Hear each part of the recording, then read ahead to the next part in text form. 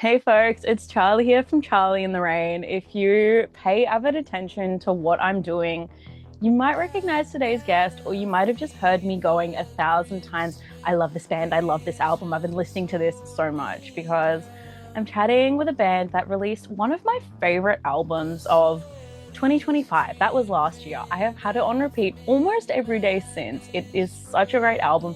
We're revisiting that same world, and I am like geeking out about this. So, if you run into me at any point over the next few weeks, this is all I'm going to talk about. I'm so excited for this chat today. If you wanted to watch the last one to keep up with it, all the relevant links will be somewhere here. Otherwise, welcome. Today I'm chatting with the lead singer of one of my favorite bands, a Gold Coast based six-piece band called Selve.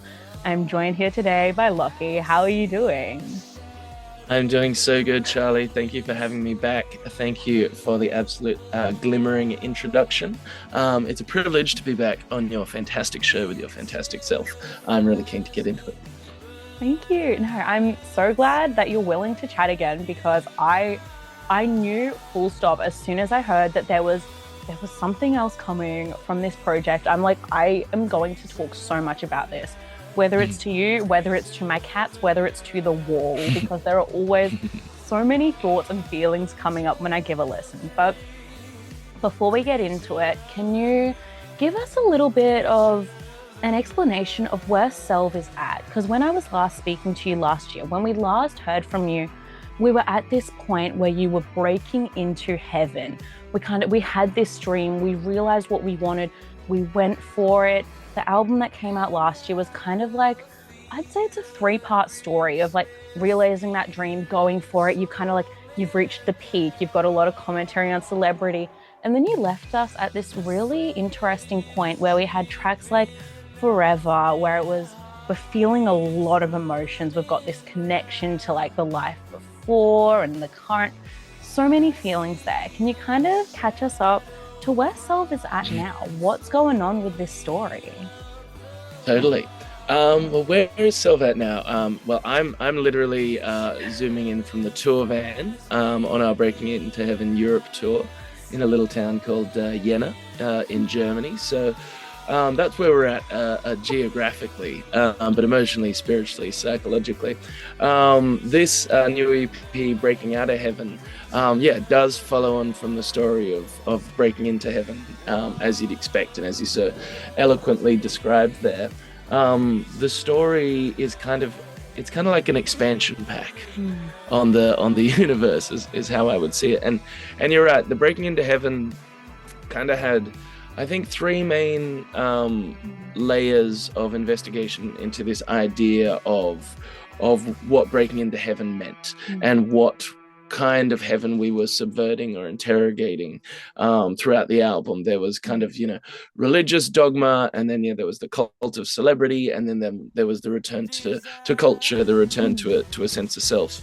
And so sometimes it's hard to articulate because there's a few different heavens we were breaking into and out of.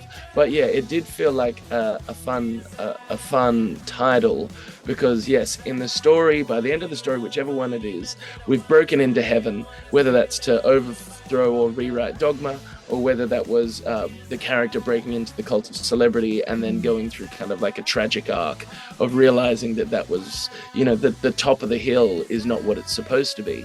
And I think that this EP does carry on well from that one because it's this idea of, all right, we spent all this energy, we've broken into heaven, we're going to make a change, or we're going to do X, Y, Z, and this idea that you have to get to the top in order to do something significant to change the world around you.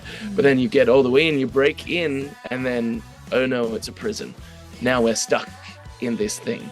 Now we've broken into heaven, but it's actually really weird in here. It's kind of crazy. It's kind of strange, and now we've got to get the hell out and just abandon that whole idea and system and do our own thing completely. And I think that can be applied in a few different lenses, and I'm sure we'll get into it a bit. Yes, I am so obsessed with this conceptually because we kind of had that moment. We've been sitting with the album for a little bit now. We've been living in that high, sort of like, okay, we're at the peak. We've made it, folks. This is our dream. And this is sort of the point, whether it's like whether you're reaching that point of fame, whether you're like in a really great relationship and you get through that honeymoon period or whatever it is, you have that sort of period where everything feels great. So this is like the natural progression of life where you start to question it. You start to look at things and they seem a bit funny and it all starts to break down. Is this the sort of thing that it was like writing these tracks? Did you kind of sit with them and go, oh, this is how I'm feeling? Or did it all just fall into this lovely place with the storyline? Yeah, I mean, I think that the storyline did kind of, come into cohesion itself. I think I probably discussed it in the last chat, but when we wrote this album, we had the 6 weeks in France where we had a residency, and basically, we would get up every day and try to write a different song.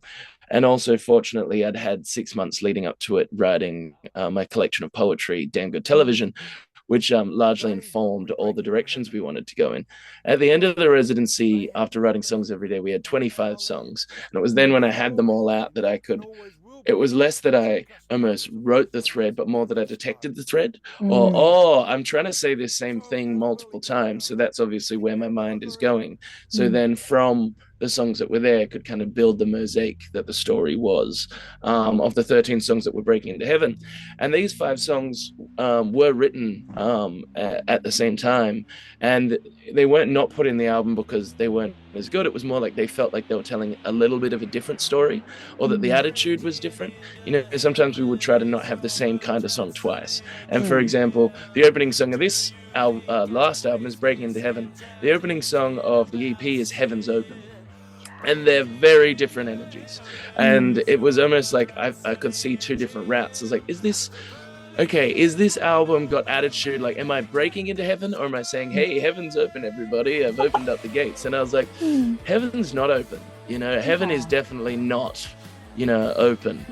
So that was, it kind of changed the attitude of what I wanted to go for. But for this EP, it fits because it's at the end of having broken in.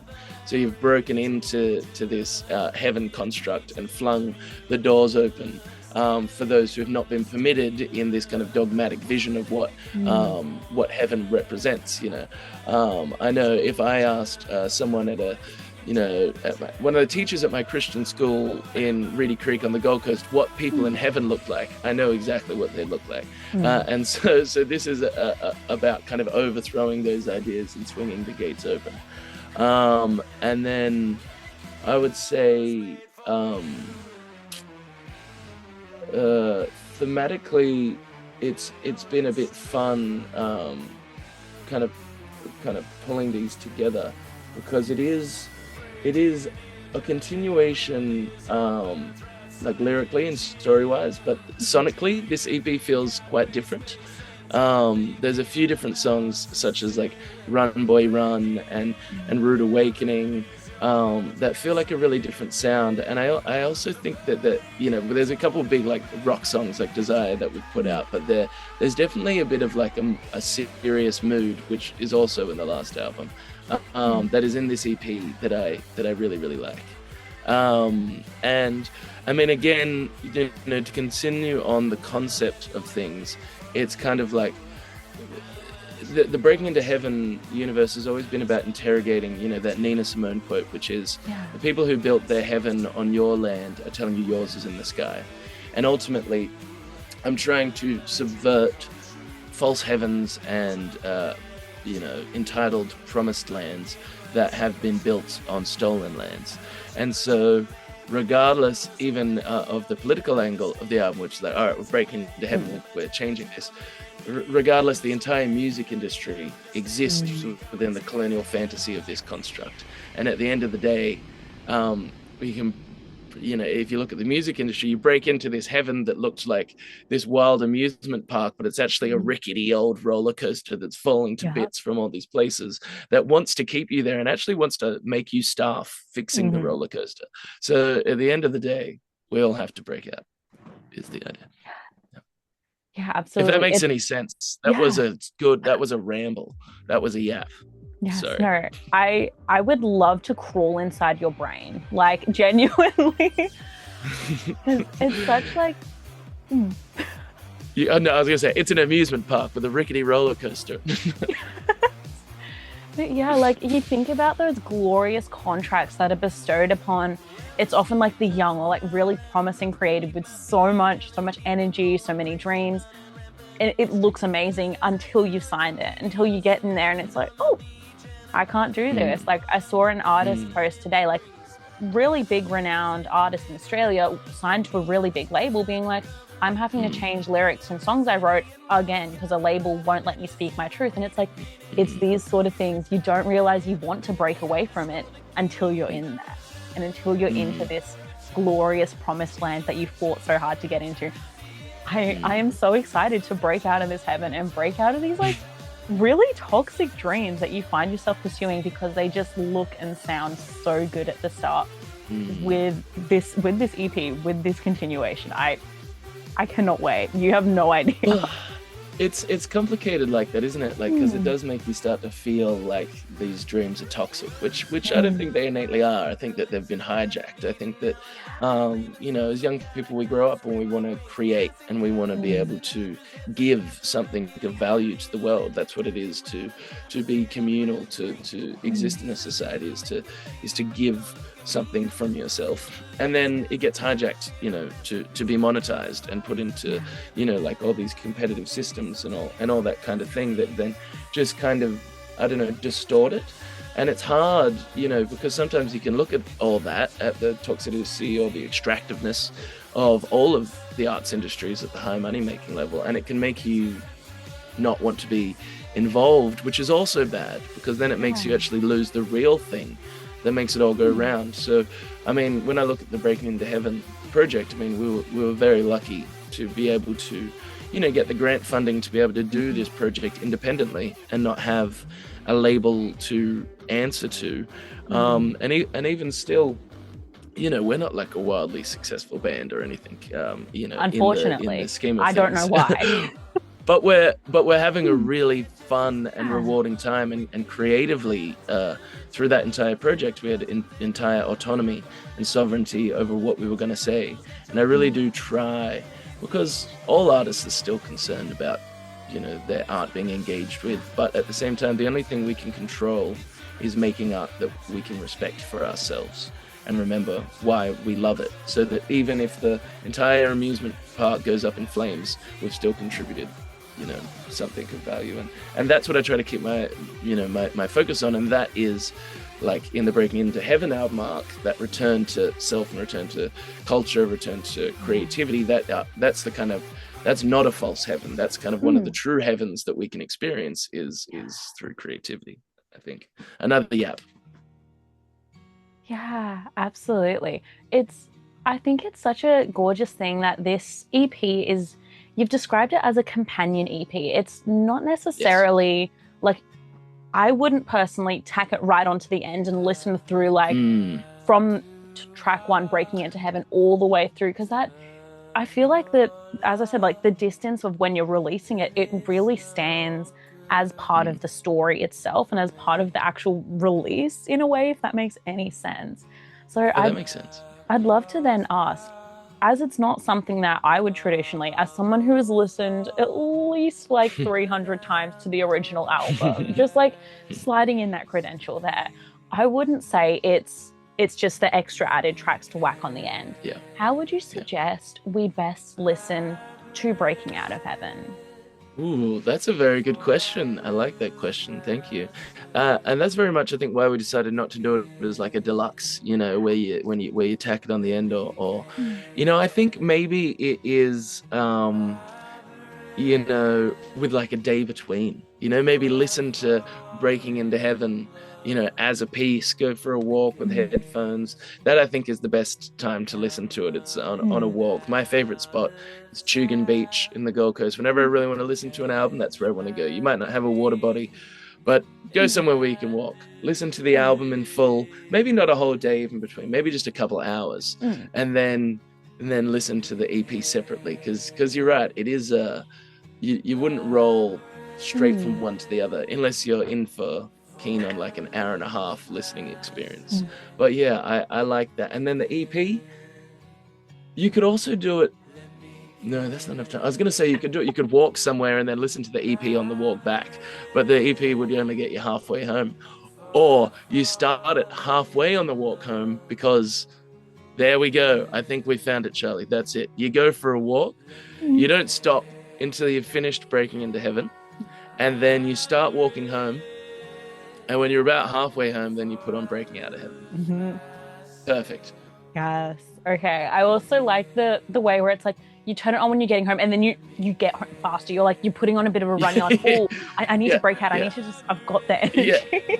Yeah. I feel like you can definitely do that with tracks like Desire. It's just like you're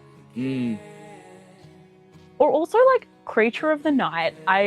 This is a track as soon as you'll release this as like the first single and before we even knew this was part of the EP. This track, I'm like, because we're already talking about Rocky Horror in the original album, like Creature of the Night. Hello. But that track 100%. also, I have a rule. I can't listen to it after dark. If I'm like walking home from work, yes, I'm it's like dangerous. I'm like, I can't do this. So someone rocked up to our Hamburg show.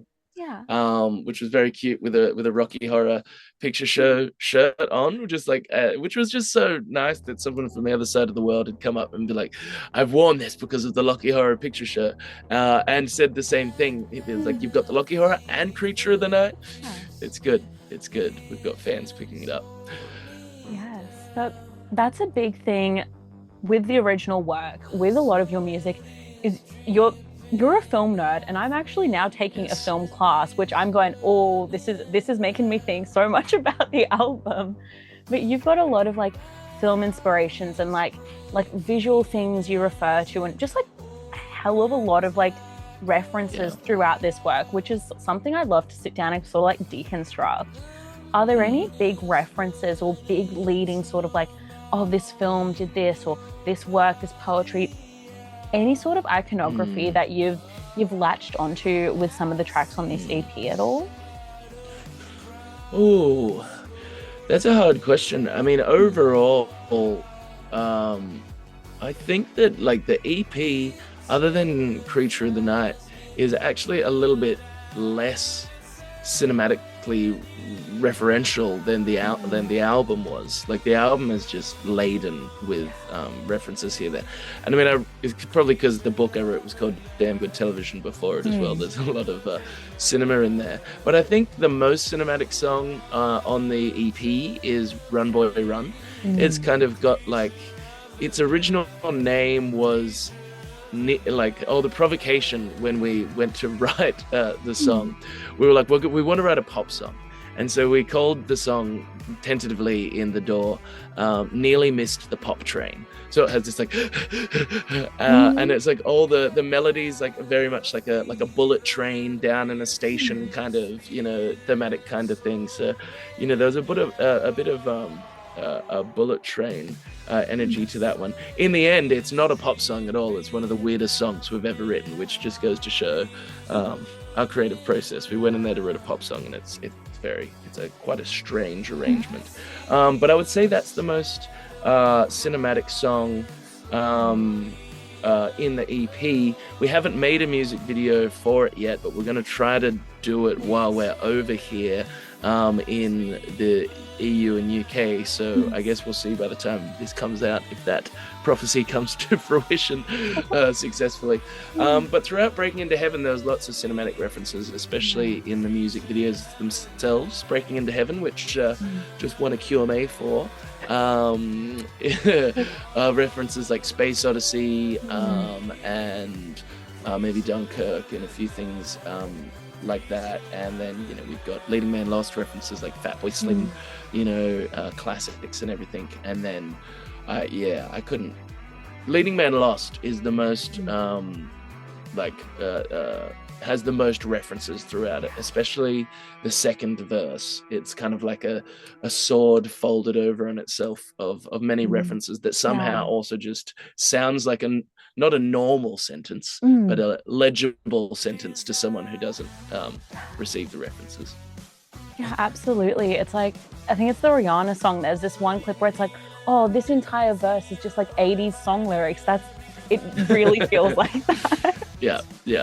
Facts. Yes, and yeah, like congratulations on the QMA win. Thank you. Y'all are Thank you. getting the recognition you deserve. I was chatting with a band the other day, actually, Butter Knife, who y'all have Yeah. played, Yep. I think, several Yep. times before, and we just spent Yep. like a solid like 5 minute block being like, Selve genuinely like one of the best acts coming out of Australia. Oh, Full stop. Not even just right stop now. We're it. just like y'all are really onto something, and I love it. I Thank you. love it. Thank you. I appreciate that. And yes, we love Butter Knife. We've played with them 2 times, representing Newcastle. We love them. We love them very much. And you mentioned my favorite things there, performing in Australia.